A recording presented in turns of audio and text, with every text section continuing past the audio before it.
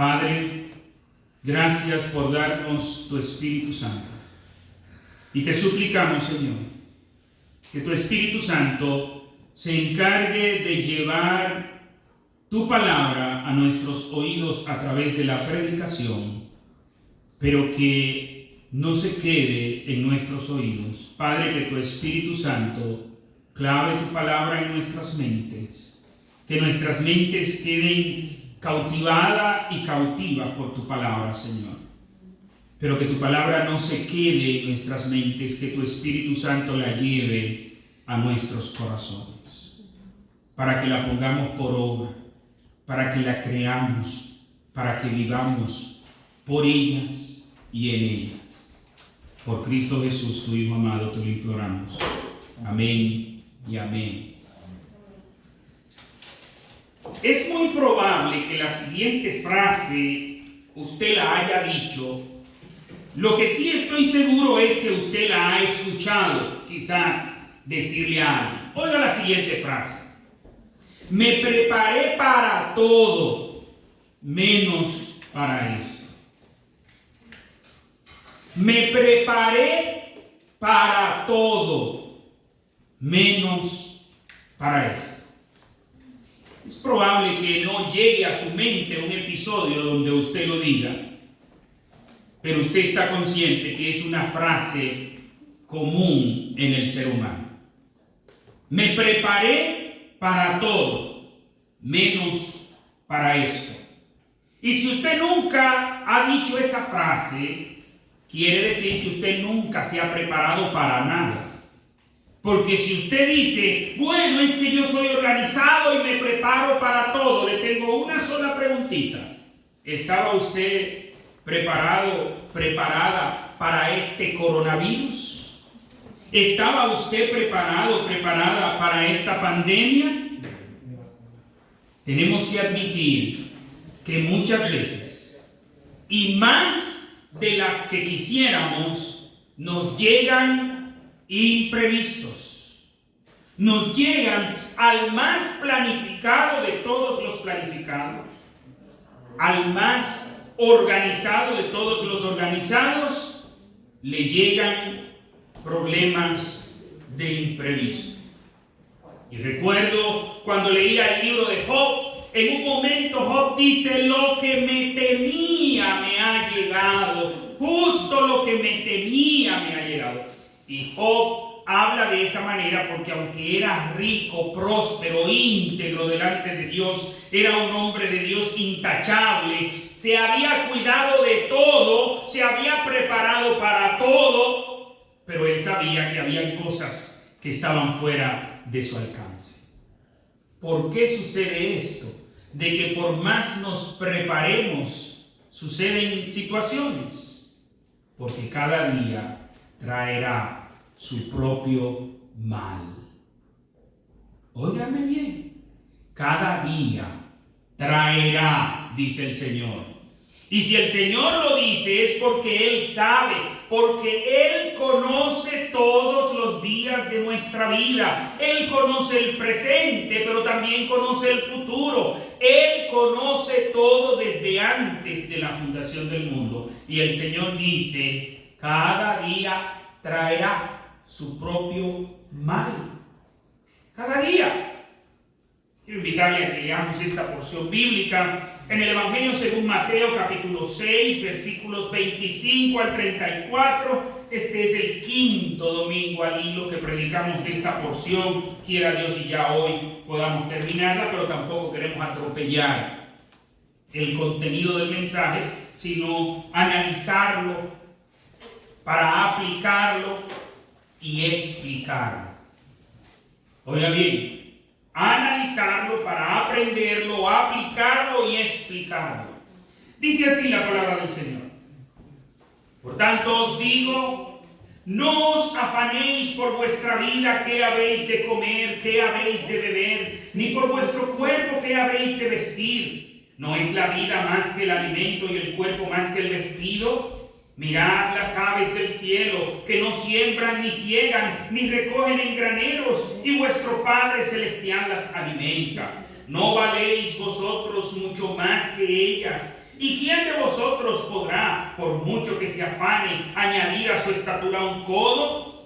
Y por el vestido, ¿por qué os afanáis? Considerad los lirios del campo, cómo crecen, no trabajan ni hilan. Pero os digo que ni aun Salomón con toda su gloria se vistió así como uno de ellos.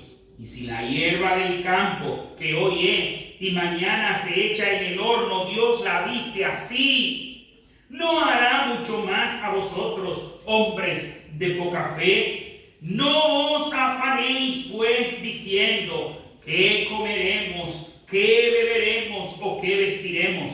Porque los gentiles buscan todas estas cosas. Pero vuestro Padre Celestial sabe que tenéis necesidad de todas ellas. Mas buscad primeramente el reino de Dios y su justicia, y todas las cosas os serán añadidas. Así que no os afanéis por el día de mañana, porque el día de mañana traerá su propio afán.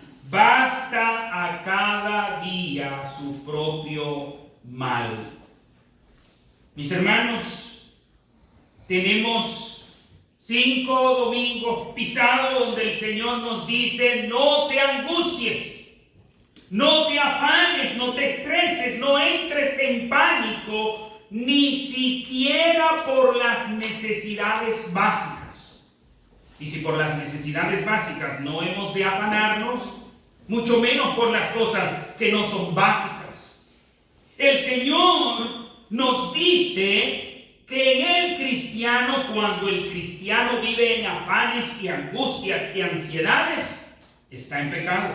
¿Sabía usted que era pecado afanarse, angustiarse, preocuparse?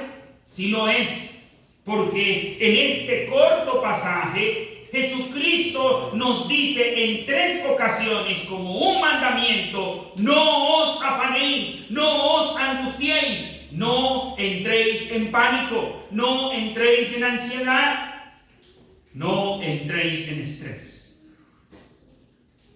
¿Y qué es el pecado? El pecado es quebrantamiento del mandamiento de Dios. Dios nos manda a sus hijos que no nos angustiemos, y cuando nos angustiamos entonces estamos en pecado. Recuerden, mis hermanos, que hemos visto que la preocupación, como nos dice Barclay, es innecesaria, inútil y perjudicial. Es innecesaria. Nuestro Padre Celestial tiene control de todo, tiene control de nosotros, de qué comeremos, de qué beberemos, de qué vestiremos. El Señor tiene control de nuestro sostenimiento, pero también es inútil. No podemos, por más que nos afanemos, añadir a nuestra estatura un codo o prolongar un instante más de nuestra vida. Pero también es perjudicial, porque la ansiedad nos hace daño físicamente, mentalmente, nuestro estado de ánimo, nuestra calidad de vida. Pero aún más es perjudicial porque transmite una mala imagen de nuestro Padre Celestial. Un Padre que se ocupa en sostener las aves del cielo, en vestir elegantemente la hierba del campo, pero que no se afana, no se preocupa, no provee para sus hijos, para su alimento, para su vestimenta. Esa es la imagen que transmitimos de nuestro Dios. Por eso el Señor nos dice: no nos afanemos. Hemos visto además de dónde vienen nuestros afanes y ansiedades. Nuestros afanes y ansiedades no vienen del entorno, no vienen de la situación económica, porque sea como sea, nuestra situación económica hoy es mejor que cuando estábamos en nuestros países. Hoy es mejor que en el día de ayer. Entonces no son los problemas del ambiente los que nos llevan a la ansiedad. Jesucristo dice que es nuestra poca fe. Poca fe para creerle a Dios y sus promesas. Poca fe para creer en el plan maravilloso, perfecto de Dios. ¿Cómo es posible que Dios viste elegantemente la hierba que hoy es y mañana es puesta en el horno? Es decir, tiene una vida muy corta, una existencia excesivamente corta, y no tendrá control de sus hijos que tienen una existencia eterna y de cuya existencia Él se ha encargado de planificar toda una eternidad con nosotros. Y si Dios ha planificado toda una eternidad, con nosotros a su lado, ¿no va a planificar también estos pocos días que pasamos de peregrinaje en la tierra?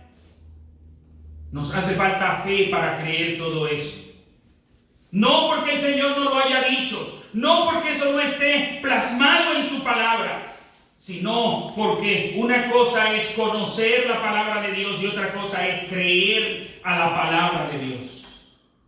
Por eso necesitamos no solamente que el Espíritu Santo lleve el mensaje de la palabra de Dios a nuestros oídos, no solamente es oír y entender, es también aplicar. De nada nos sirve nosotros amontonar conocimiento bíblico si no lo creemos. De hecho, lo que nos sirve es para pecado, porque la Biblia dice que el que sabe hacer lo bueno y no lo hace, le es pecado. Todo esto hemos aprendido en este sermón. Pero además, el Señor dice que los gentiles tienen necesidad de estas cosas. Los gentiles buscan afanosamente, ansiosamente las posesiones materiales. El que no conoce a Dios, toda su vida está circunscrita a lo que está aquí en la tierra. Toda su vida gira en torno a las cosas materiales. Toda su vida gira en torno al aquí y el ahora. Como decían los filósofos estoicos, comamos y bebamos porque mañana moriremos. Pero ¿es verdad eso? ¿Es verdad que la existencia del ser humano termina cuando muere? ¿No sabemos nosotros de una larga eternidad? ¿No sabemos nosotros que ninguna de las cosas que tenemos en esta tierra pasan a la eternidad?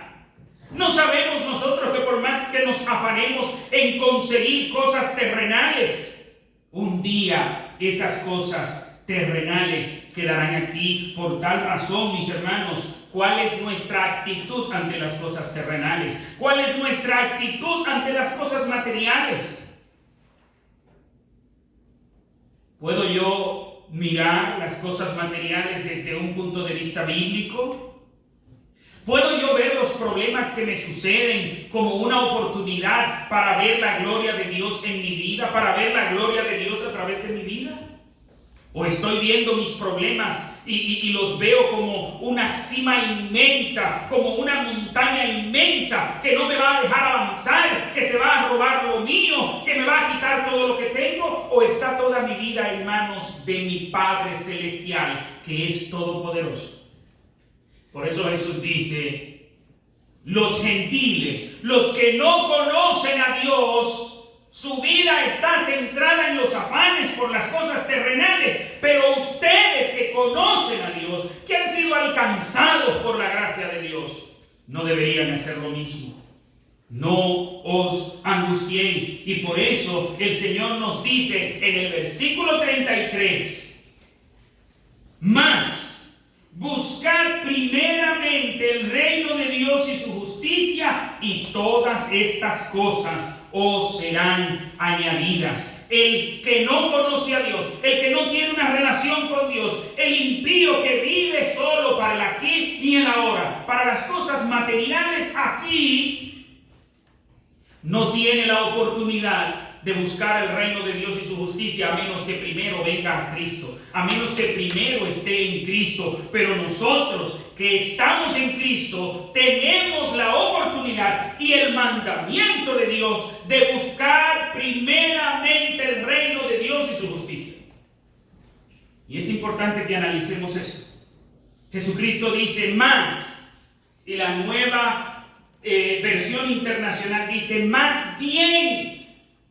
En vez de estar como los que no conocen a Dios, en vez de estar como los que no tienen a Dios, los que no tienen las promesas maravillosas de los que están en Cristo, en vez de ustedes actuar de esa manera, en vez de ustedes afanarse y angustiarse por las cosas de este mundo, el Señor dice, afánense y angústiense por las cosas del cielo. Esa misma intensidad que tienes para buscar las cosas terrenales es la intensidad que debes tener para buscar las cosas celestiales. El Señor dice, más bien busquen, pero este buscar es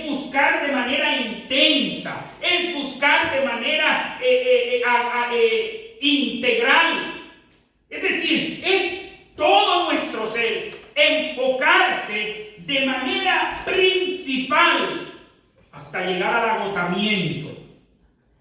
¿Y qué es lo que debemos buscar de esa manera? ¿Qué vamos a comer? ¿Qué vamos a beber? ¿Dónde vamos a dormir? ¿Con qué ropa nos vamos a vestir? ¿El tipo de celular que vamos a usar? No. El Señor dice, no. La intensidad principal de tu búsqueda debe estar en el reino de Dios y su justicia. ¿Cuál debe ser esa búsqueda intensa? ¿Cuál debe ser esa búsqueda afanosa? Esa búsqueda que consuma todas nuestras energías. El reino de Dios. ¿Estamos buscando el reino de Dios de esa manera? Medita, piensa, pregúntate. ¿Cómo estás buscando el reino de Dios? Yo quisiera hacerte una pregunta incómoda.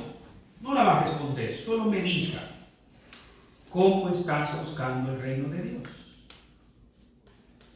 Vemos cómo en la generalidad de los casos, la mayoría de los cristianos hoy en día buscan a Dios cuando sobra tiempo.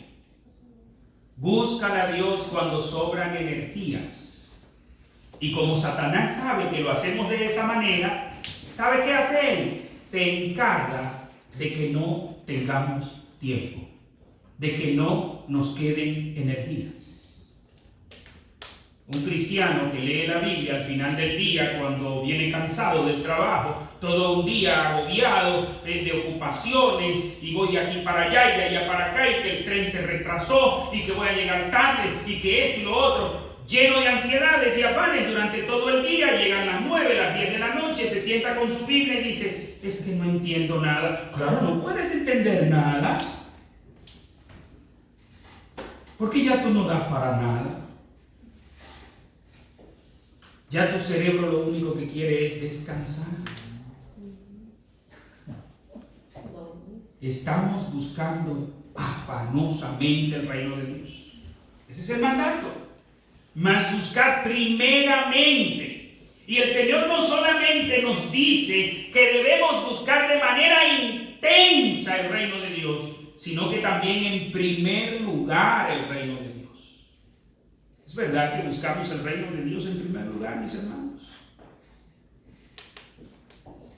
Porque si buscamos el reino de Dios en primer lugar, si el centro de nuestras vidas gira en torno al reino de Dios, si tenemos al reino de Dios, a Dios en primer lugar, entonces,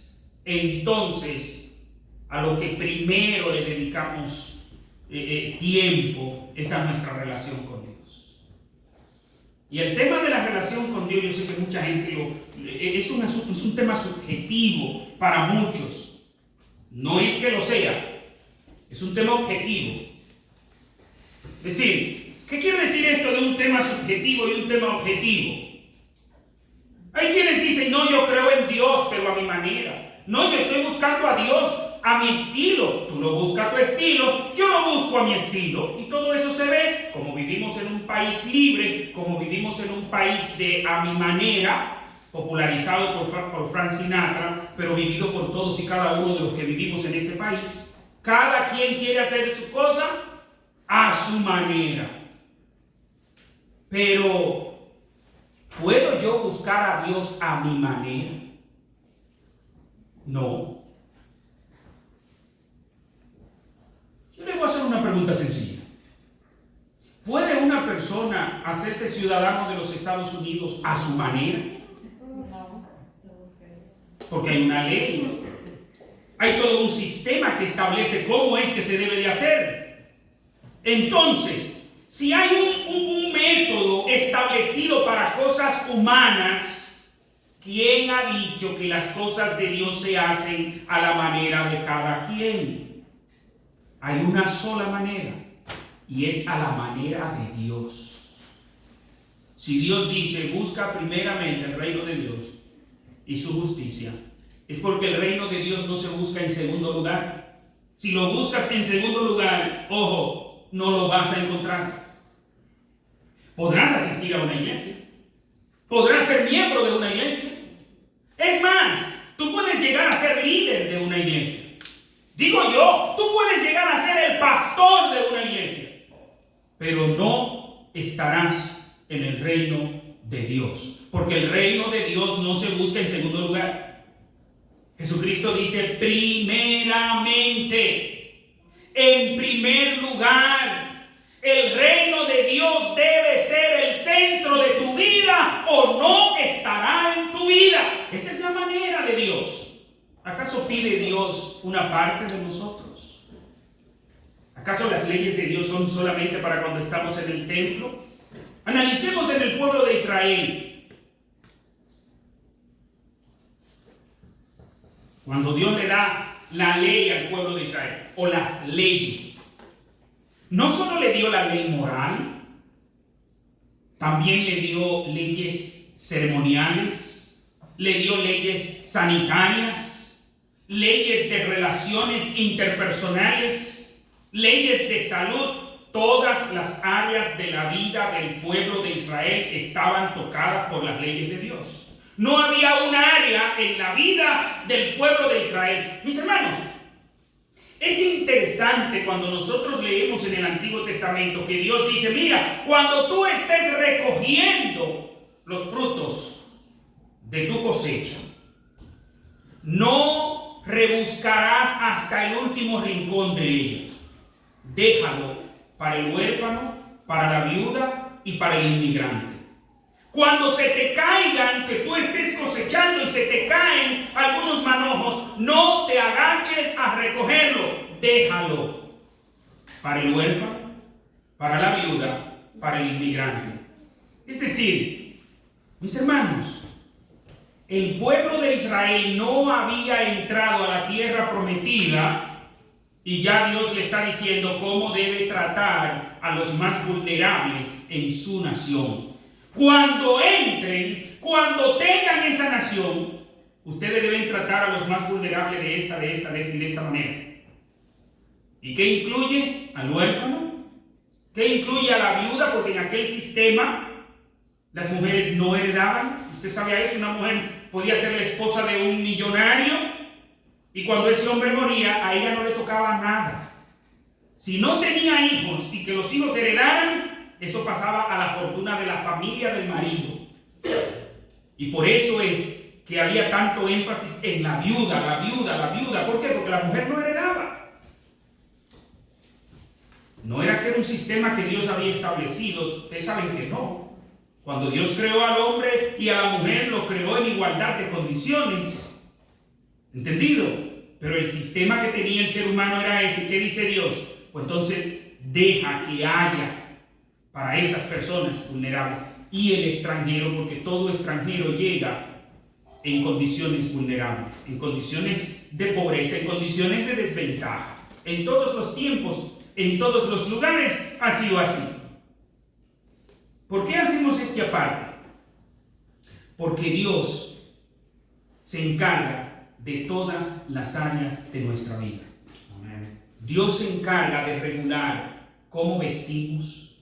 Dios se encarga de regular cómo debemos trabajar, nuestra relación de trabajo. ¿O acaso no dice la Biblia que nosotros debemos trabajar para Dios? Y usted dice, no pastor, pero yo no trabajo en la iglesia donde tú trabajas.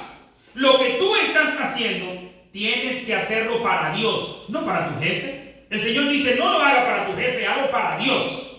Y Dios se merece lo excelente. Dios se merece lo mejor. No un trabajo mediocre. Porque aunque tú estás trabajando en aquel lugar, aunque humanamente hablando tu patrón es aquella persona, oficialmente tú eres de Dios. Por eso, Dios nos dice, busca primeramente el reino de Dios y su justicia. Que el centro de nuestra vida sea el reino de Dios.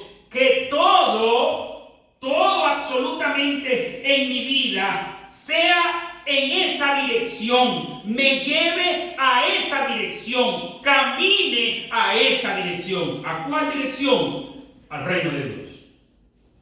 Por eso al comienzo de este capítulo, ¿qué orábamos?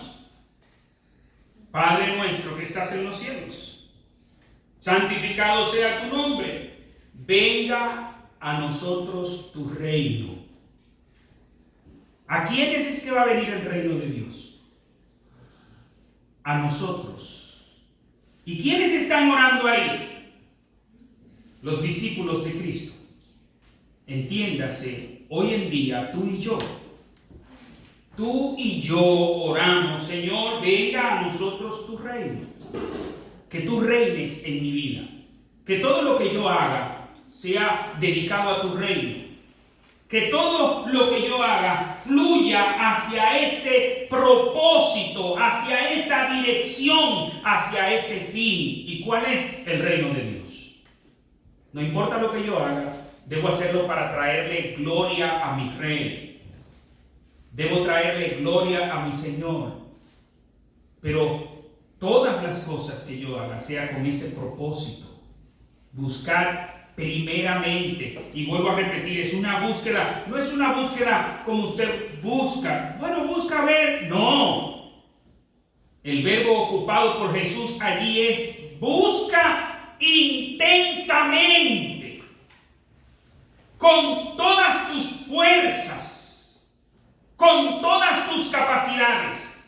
En primer lugar, en el centro de tu vida, el reino de Dios y su justicia. ¿Y cómo, pastor, busco yo el reino de Dios y su justicia? Bueno, en primer lugar, que Dios sea el rey en mi vida. Que yo busque la justicia de Dios en mi vida. Que yo haga todo mi esfuerzo por vivir una vida justa. Que yo haga todo mi esfuerzo por vivir una vida ejemplar.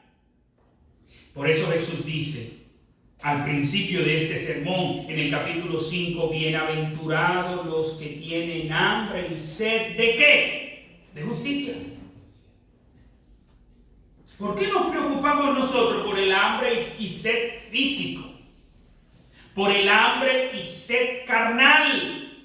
¿Recuerdan ustedes lo que nos dice el apóstol Juan en Primera de Juan? Cuando dice que los deseos de los ojos, la vanagloria de esta vida son del mundo. ¿Y qué es lo que buscamos? Precisamente los deseos de los ojos. ¿Qué es lo que buscamos? La vanagloria de la vida.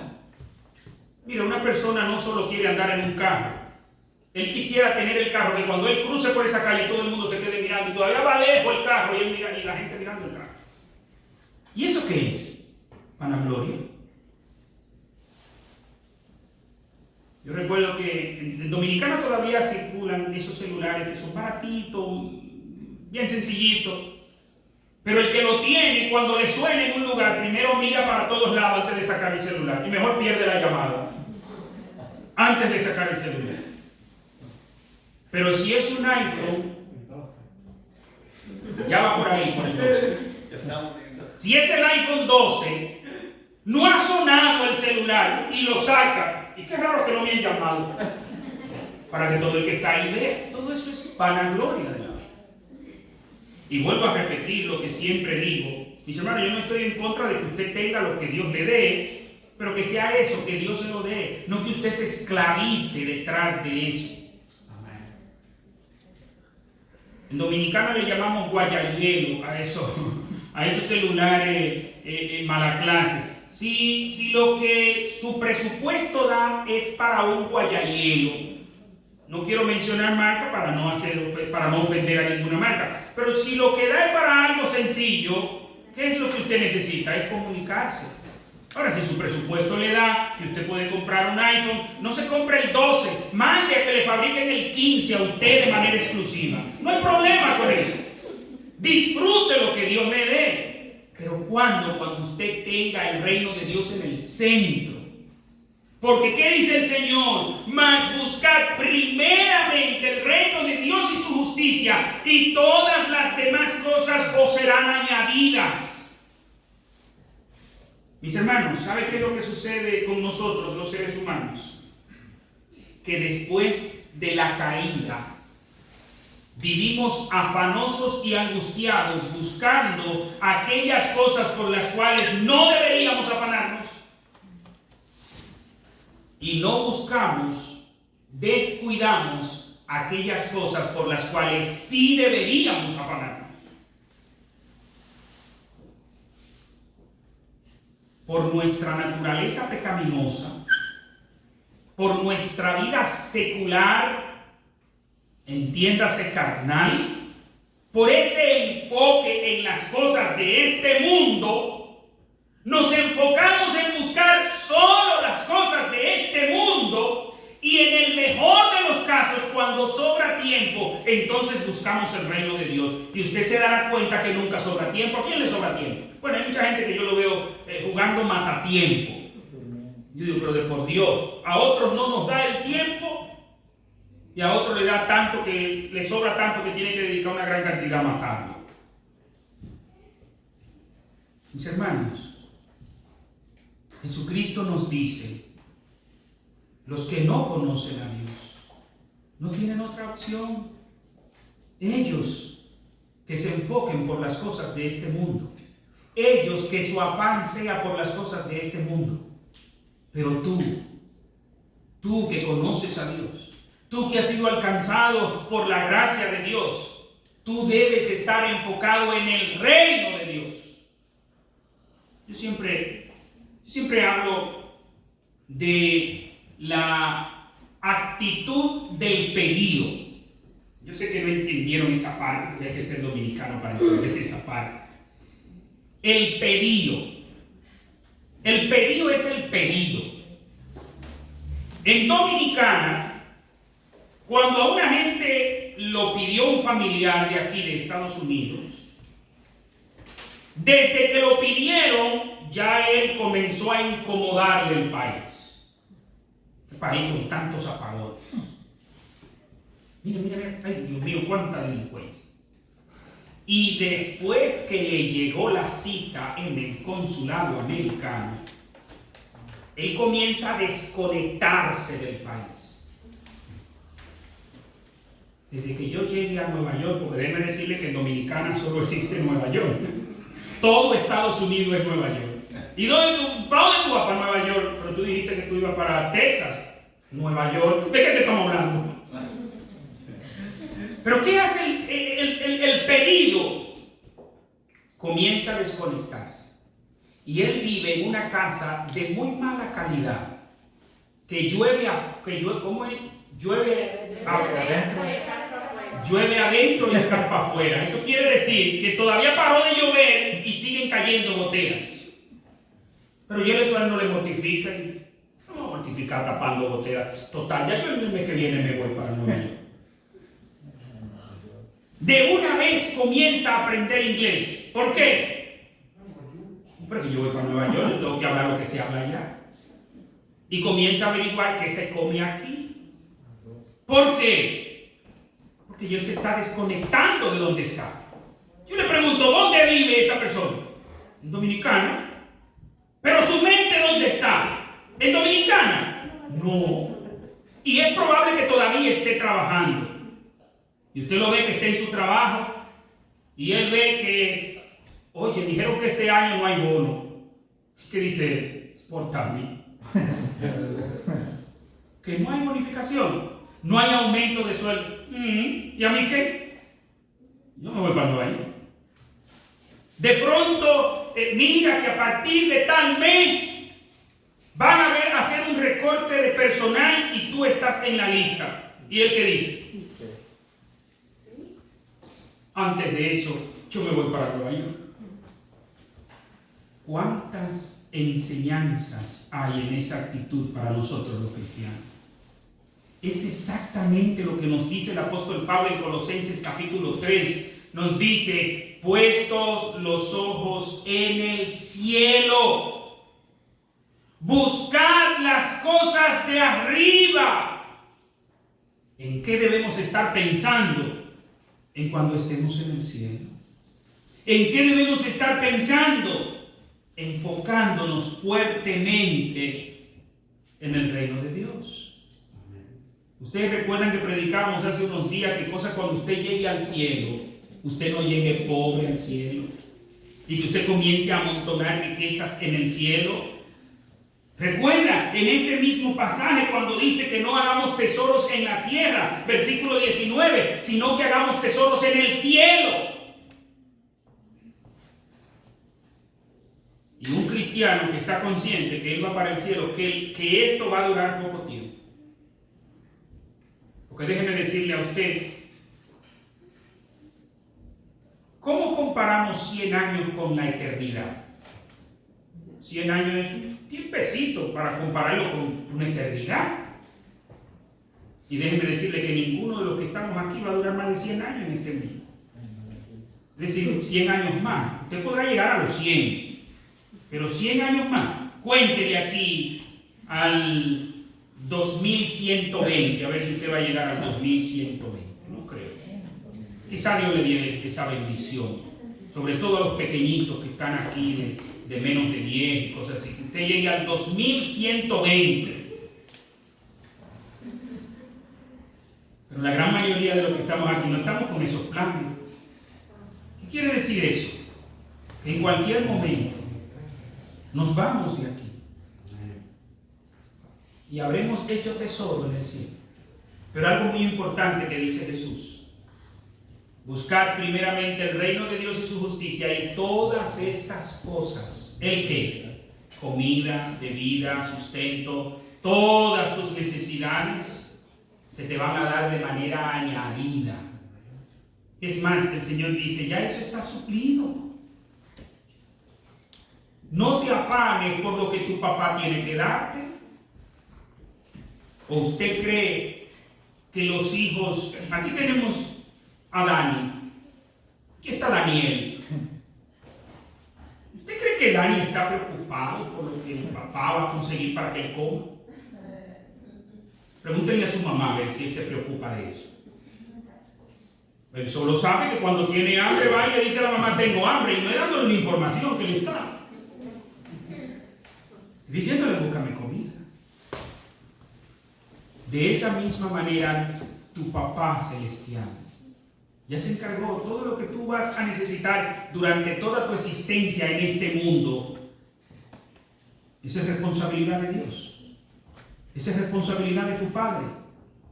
El salmista anciano ya dice, nunca he visto un justo desamparado, ni su simiente que mendigue pan. Si tu papá se encarga que no haya un pajarito que se vaya a acostar sin comer, se encargará de darte comida aquí. Te dará todo lo que tú necesites, no todo lo que tu carnalidad quiere. Porque déjeme decirle algo.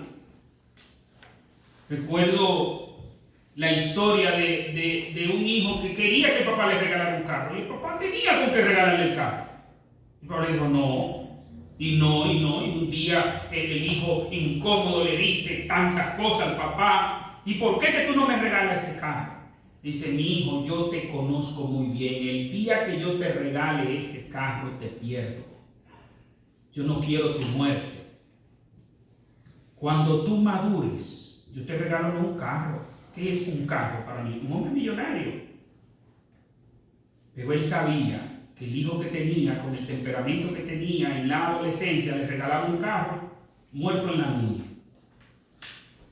¿Por qué? Porque lo conocía. Nuestro Padre nos conoce y Él sabe que hay cosas que no nos las puede dar. Si nos la da, nos perdemos. Y como el Señor quiere preservar nuestra alma, hay cosas que no nos dan. Al apóstol Pablo no le dio la salud. Y el apóstol Pablo oró insistentemente, Señor, quítame este aguijón. El Señor le dijo, no te lo voy a quitar, porque yo te lo di para que no te enorgullezcas. Si te enorgulleces, te pierdes. Hay cosas que por más que nos afanemos, Dios no nos las va a dar. Porque nos perdemos. Pero déjeme decirle algo, no hay nada que necesitemos de verdad que Él no nos lo vaya a dar. Todo nos lo va a dar. Porque la misma Biblia nos dice que si Él no escatimó a su propio Hijo, ¿cómo no nos dará? Por tal razón, enfoquémonos en el reino de Dios. En los 10 minutos que me quedan, si es que ustedes están están de acuerdo. Quisiera enfocar el versículo 34. El Señor dice, así que no os angustiéis por el día de mañana, porque el día de mañana traerá su propia preocupación. Basta cada día su propio mal. Mis hermanos, en el versículo 25 Jesús comienza diciendo, no os angustiéis. Pero nos da una explicación. Por nuestro sustento básico, el Padre lo suplirá. Pero luego, en el versículo 31, no os afanéis diciendo. Aquí está diciendo que la angustia ni siquiera sea un tema de conversación entre ustedes. Ni siquiera debe ser un tema de conversación entre un verdadero cristiano. No solo no hacerlo, ni siquiera hablar de ese tema. Enfócate en el reino de Dios, es que dice. Pero ahora aquí en el versículo 34 nos dice, así que no os afanéis. Pero ahora el afán no es por el sostenimiento. ¿Qué voy a comer hoy? ¿Qué voy a beber hoy? No. Aquí dice que no te afanes por el día de mañana. Vive un día a la vez. Ahora, ¿qué quiere decir eso, pastor? Que no voy a ahorrar nada para mañana, que todo lo que yo consiga lo voy a gastar mañana. Eso no es lo que dice la Biblia, eso es lo que tu carnalidad te está diciendo. Porque ya hemos dicho en múltiples ocasiones, una y otra vez, de que debemos ser sabios y prudentes. Y la Biblia nos dice, observa la hormiga, que la hormiga guarda en el verano para el invierno. Y no solo la hormiga, hay muchos animalitos, muchos insectos que usted lo ve en el verano y desde que llega el invierno usted no encuentra uno. ¿Por qué? Están guardados comiendo de sus ahorros. ¿Y qué dice la Biblia? Que si hasta el cerebro de una hormiga da para guardar para el tiempo de necesidad, el tuyo debe dar para más todavía. No es que usted no sea provisorio, no es que usted no sea cuidadoso, es que no te angusties por el futuro. Porque por más planificaciones haga, por más detallitos, hay padres que a veces yo los digo, no, porque que yo recuerdo el caso de uno, me llega a la mente que dice, no, porque mira, ya el colegio de este año yo se lo pagué a mis hijos. Y yo tengo en el banco el colegio de su vida ya. Ahora, estoy ahorrando para la universidad de mis hijos. Y está afanado trabajando, ahorrando para la universidad de su hijo.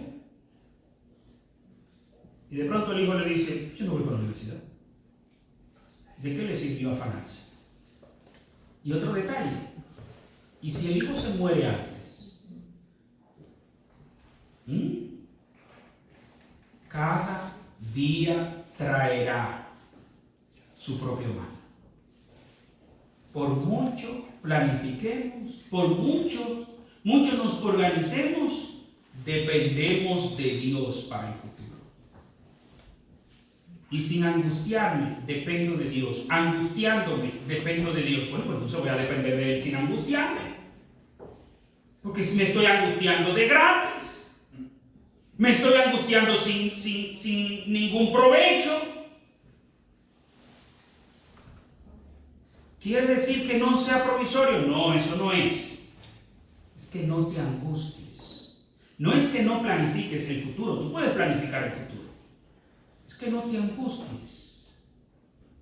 Padres que usted lo ve que se sacrifican por los hijos, no se comen una menta. Pueden estar muriéndose de un frío y no se toman un té en la cara, guardando para los hijos. Y de pronto los hijos, tan pronto se muere el papá, lo que hacen es malgastar todo lo que el papá dejó. Y mueren o no mueren, viven en la pobreza. ¿De qué les sirvió? Pero no solo eso. A veces usted se prepara para todo menos para una enfermedad que le llegó sin previo aviso. Porque yo no veo que nadie tiene que aplicar para que le llegue cáncer. ¿O ustedes creen que con aplicación eso se hace? Llegue la aplicación y haga la fila, haga la cola, a ver cuándo le toca. No. Recuerdo en una película que veía que la muchacha cuando la mandan a buscar del hospital le dice, dígame por aquí porque yo no tengo tiempo para ir al hospital. Venga ahora porque necesitamos hablar con usted. Cancele lo que sea. Y por tanta insistencia llegó echando chispas al hospital. Y cuando se sienta y lo atiende, el oncólogo le dice, usted dio positivo a tal cáncer. Y le está explicando, pero ella no está entendiendo mucho porque no le está poniendo mucha atención. Ella quiere que él termine para irse. Y le dice, ¿ya terminó? Y el médico le dice, sí, pues me voy. Usted no se puede ir. Usted tiene que quedarse aquí ahora mismo para comenzar la quimioterapia. Yo tengo tiempo ahora para cáncer. Y tendrás que tener tiempo. A veces nos planificamos y planificamos y planificamos. Y pasa, ¿sabe qué? Justo lo que no planificamos. Perdimos nuestro tiempo. Y nos afanamos y nos angustiamos. ¿Y qué pasa? Como le dice el Señor en la parábola a aquel hombre que sembró, hoy vendrán a pedir tu alma. ¿Cuándo? Justo cuando ni encontraba qué hacer con todo lo que tenía. El Señor dice, tu vida está en las manos de tu Padre. Busca una relación estrecha con Él. Que cuando tu relación es estrecha con Dios, tú ves cómo las cosas de la vida se te facilitan. No quiere decir que no te va a llegar un problema, porque vienen las pruebas. Pero hay algunos que desde que llega la primera prueba descuidan la relación con Dios. Tremendo error. Es un error infantil en nuestra vida cristiana. Desde que llega la primera prueba comenzamos a sacrificar el tiempo de Dios. No es cuando más cerca de Dios necesitamos estar. Señor, muéstrame cuál es tu voluntad en este proceso. Y mire, lo que pudo haberse terminado en 2 o 3 minutos o en 2 o 3 horas se coge 2 o 3 años. Y después que usted se cansa de patalear y de buscar y de esto y lo otro, un día viene rendido. No puedo más, Señor. 3 años después. Pues mejor hágalo 3 minutos después. No puedo más, Señor. Tenemos que buscar primeramente, mis hermanos, el reino de Dios. Es que el primer tiempo que yo tengo que sacar es mi tiempo con Dios. Amén. Es mi tiempo de oración. Es mi tiempo de conocer la Biblia, de un estudio serio de la Biblia. Es una pena. Ayer leía yo en un libro que yo siento como un picor en la espalda cuando leo cosas así. Y este libro habla, escrito por R.C. Sproul, se llama Un hombre en busca de Dios, y está hablando de Jonathan Edwards. Jonathan Edwards pertenece a su vida, ¿no? Aquí al noreste de los Estados Unidos. Y ¿qué fue lo que me impactó fuertemente? Dice, Jonathan Edwards estaba predicando a una congregación que tenía su Nuevo Testamento en griego y que dentro de sus rutinas diarias leía el Nuevo Testamento en griego. Y yo, Dios mío, por eso, aunque estamos hablando del mismo lugar, Estados Unidos, no son las mismas gentes, porque a veces ni siquiera los pastores manejamos el griego. Y oiga, la congregación común de Jonathan Edwards leía su Nuevo Testamento no en inglés, en griego. Se habían afanado en estudiar el griego. ¿Para qué? ¿Para dominar un idioma? No, para leer la Biblia, el Nuevo Testamento en el original. Porque en la traducción hay detalles que no se aprecian. Hay detalles enriquecedores. Primero, estudiaron el griego. Digo, no primero.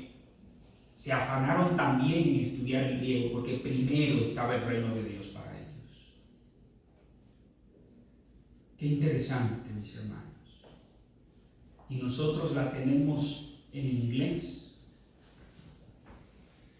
y lo queremos en el ISIO, lo tenemos en español y lo queremos en la versión fácil.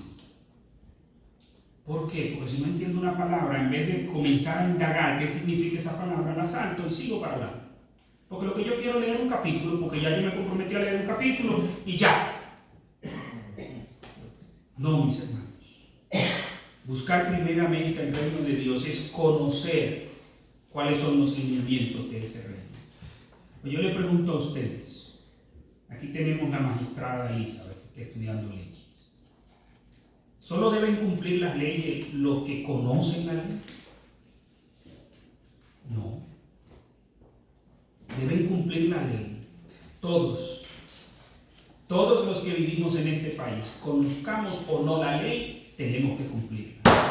Porque si no, vamos a pagar bien caro el no cumplir la ley. Entonces todos nosotros, ¿eso no es el pastor que debe conocer la Biblia? No. Usted debería predicar igual que yo. Y cuando usted le predica a sus seres queridos, presentarle una defensa correcta de la palabra de Dios. No porque usted sea pastor es que va a estudiar la Biblia, es porque usted es cristiano, es la carta de amor de tu papá a ti. No deje que te la siga leyendo otra persona, léela tú. Es la carta de amor de tu papá. El que tengamos esta Biblia hoy en día ha costado mucha sangre de justos. Es fascinante leer la historia de la Biblia, de cómo en los tiempos de la Reforma, Tyndale, uno de los primeros traductores al inglés, murió en la hoguera en Inglaterra. ¿Y cuál fue su delito? Que tradujo la Biblia al inglés. Y hoy en día usted la puede tener en la versión que usted quiera, Casiodoro de Reina. Cómo andaba de pueblo en pueblo, errante. Porque comenzaba a traducir aquí, desde que se enteraban que estaba aquí, se tenía que ir. ¿Y cuál era su delito? Que estaba traduciendo la Biblia. La Iglesia Católica lo sabía. Y andaba buscándolo para matar. Hoy en día nosotros tenemos todas las versiones. Hay tantos comentarios de sana doctrina buenos de la Biblia. Y lo grande es que usted no puede decir es que yo no tengo con qué comprar. Porque lo que le cuesta a usted un McDonald's, lo que le cuesta un Burger King, eso le cuesta un comentario bíblico. No hay excusas. Y muchos son grandes. No nos afanemos. Antes de terminar, es importante que nosotros sepamos, los que estamos aquí, que estas son promesas para los que son hijos de Dios. De que Dios va a proveer, de que no te tienes que afanar, porque Dios tiene toda tu vida bajo control. Pero eso es para los que están en Cristo.